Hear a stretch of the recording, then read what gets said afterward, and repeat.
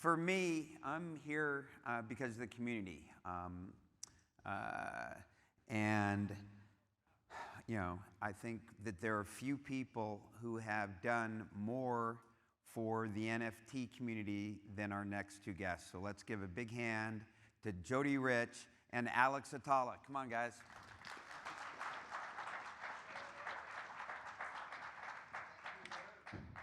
Thank you very much, Lou.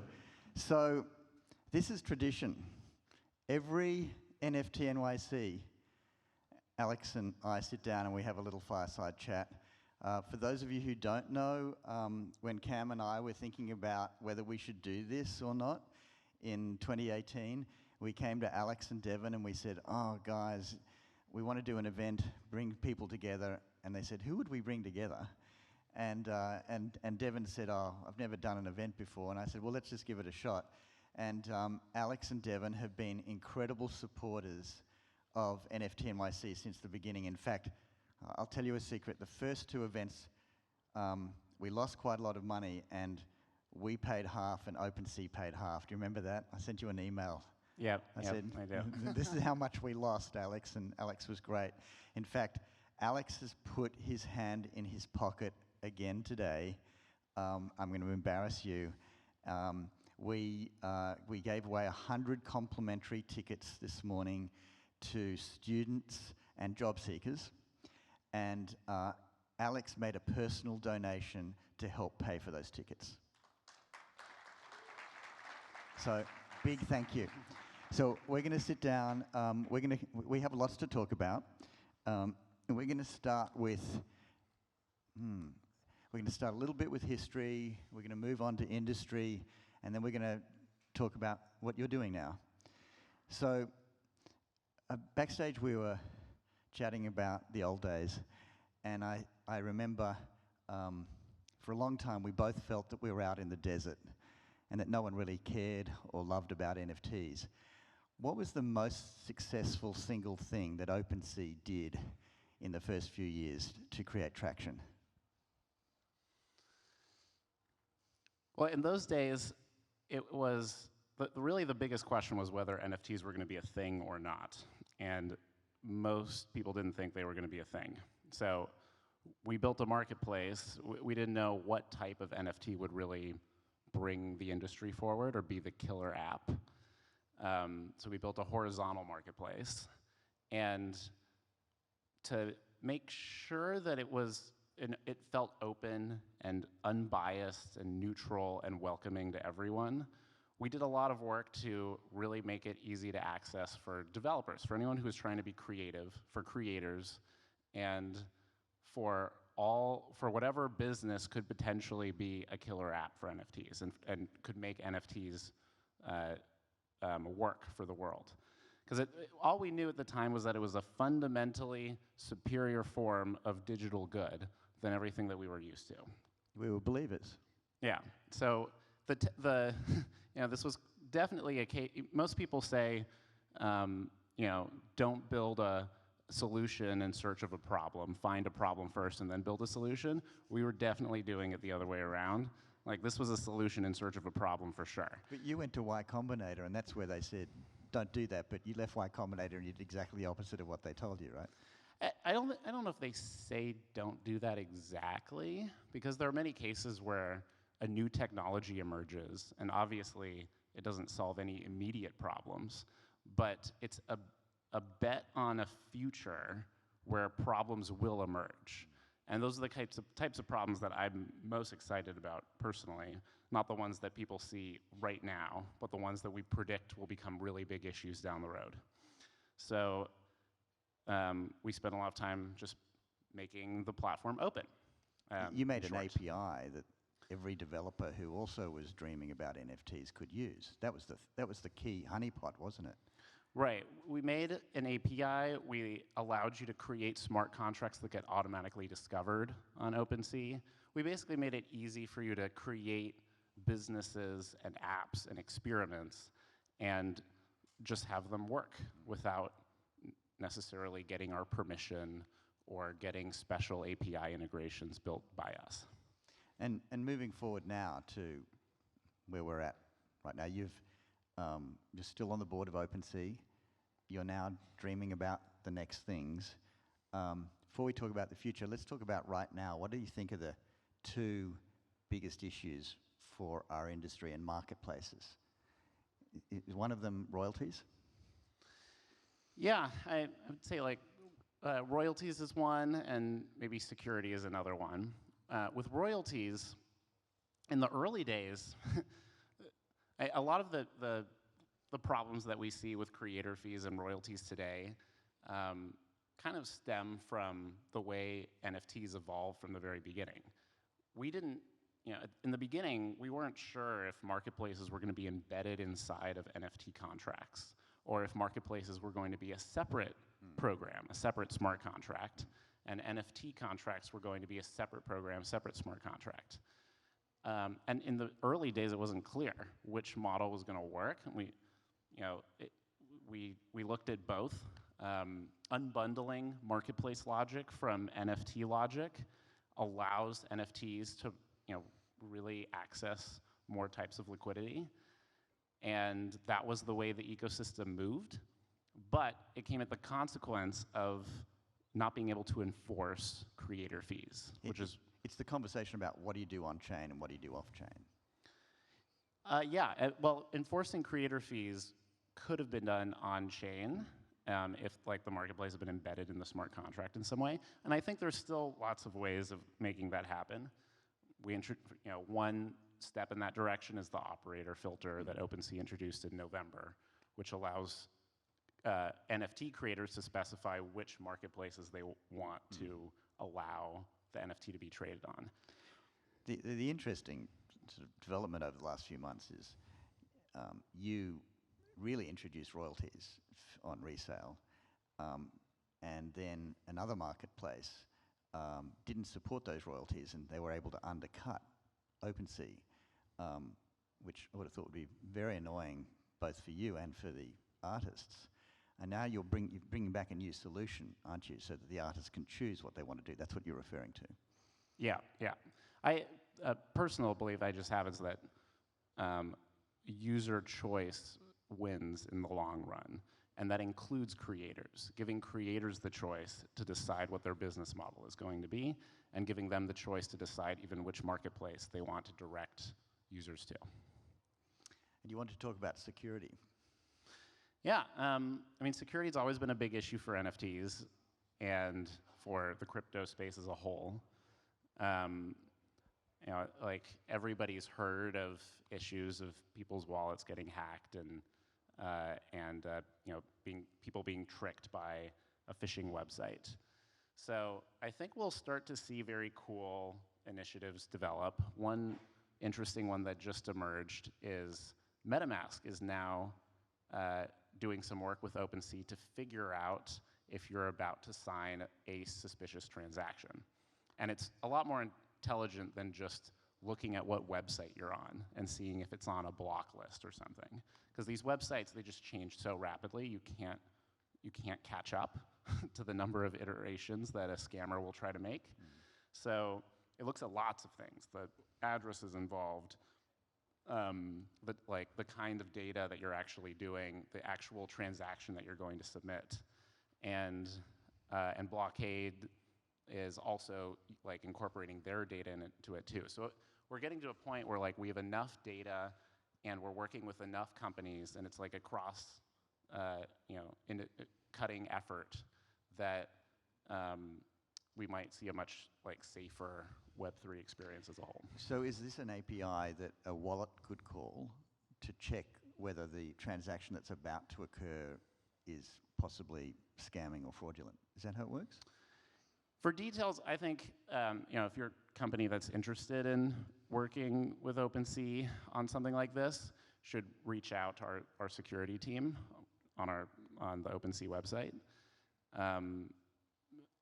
I know that an API is involved, and we're definitely giving access to MetaMask or helping MetaMask see that data and use it to make decisions. Because earlier this morning, who saw Crypto Novo's story? Yeah, so Crypto Novo told a story about how he was hacked, and it would be super interesting to sort of do a little reverse check to see if that API would have sorted out the problem that Crypto Novo had. Yeah. I'm not sure. But regardless, it is like I think a really important step for us to solve in the bear market, because the bear market, I think, has more power user activity than activity from new users who don't really know how to stay safe in Web3 yet. If we can get really good at doing this now while we're in a bear market, then the bull market will be significantly easier. Otherwise, when the bull market happens, we'll get a flood of new users coming in who could be in a really precarious position if we're not careful about safety. And the internet faced this too. Chrome and browsers and search engines all had to work together to keep the internet safe. So let's talk about that flood of new users that we expect. And one of those new users could be artificial. You are doing some really interesting things on AI now. I just came from a really interesting panel where we were talking about how, I'm not sure if you all know this, but sometimes lawmakers are very, very insightful. And I heard the story on this panel this morning that in 1988, UK lawmakers decided that AI-created art actually would be subject to copyright in 1988. And apparently the story was that those lawmakers in the UK were motivated by the movie Terminator. So I think Arnold Schwarzenegger would be very pleased to hear that he, back in 1984, inspired lawmakers who are now giving AI copyright. That was an interesting twist. You didn't know that, did you? No. No, I didn't either. So you told me earlier today that you're dreaming about AI. Tell us a little bit about AI and NFTs. Well, I've just been exploring it for past couple months, particularly the intersection of AI and decentralization. It's really thin. Most of the AI community does not love crypto, and most of the crypto community is not really playing with AI. So the guys in Silicon Valley, the AI guys, don't like to talk to the New York guys who are dreaming about NFTs. Yeah, and I mean, the communities seem to have kind of different cultures, different interests, and I'm making sweeping generalizations here, which you always got to be careful about. Yeah, let's bring them all together. Yeah, I think there's a cool intersection here because if you go around on Twitter and just look at the types of things people are making in AI, they're all locked to APIs. They're all just making these hard dependencies on projects that might deprecate their APIs in the future or might, do something that users don't want. We've learned that basically every company makes mistakes if you extend the timeline far enough. And building these hard dependencies on APIs that are all paid APIs, first it sort of stifles innovation a little bit because some people don't really want to pay anything. They want to shift that cost to users, kind of like what crypto does really well. And second, it also just prevents users from having all the choice that I think they're going to want to have. These models are fundamental building blocks for the internet of the future. And right now, users have no choice about them. So what about AI interests you? How does that intersection work? Mainly the way I described, but also I think they're just much better ways of doing information retrieval. The number of times I use Google for things has just dropped really, really low. And I've just shifted a lot of just my searches to ChatGPT. It's just amazing. Better. And I think that's a takeaway. Alex Atallah doesn't use Google as much and use ChatGPT. Do you use ChatGPT more? Yeah. Do you use ChatGPT actually more than Google now? Maybe. That's a big statement. It really, there's a trade-off because there's a small chance that you'll get some hallucination from the AI, but there's also a chance that you'll get fake news from Google. So I say an AI fake news is called hallucination, but on Google it's called fake news. That's cool. I mean, I really like that. That's a takeaway too. I think it's incredibly exciting. I also think AI is really great for NFTs because first, think about how much effort it takes to make a one-of-one NFT, but at the end of the day, you just have a one-of-one. What if you could create 10,000 NFTs based on a ton of effort put into just one? Then suddenly you have a community. So let's drill down on that. So you create one NFT, and it has characteristics, attributes, and then you say to your AI, unpack those attributes and make another 10,000, and they're all a little bit different? Is that your point? And it wouldn't be just a one-step process. You would work, it's kind of like a co-pilot, like an NFT artist, generative art co-pilot, where you're saying, let's see what happens if we put hats on everything. And let's like make some of the hats like really wacky and some of the hats really serious. And you know, if it's fast enough and if you can do enough, like if you can get a feedback loop going, a really, really good feedback loop, then I think we'll just have much better projects and much more interesting, you know, the fact that like a lot of the art is de-risked and a lot of the effort to put in means that the effort shifts elsewhere. It shifts towards like making cool community experiences, making interesting programmable smart contracts.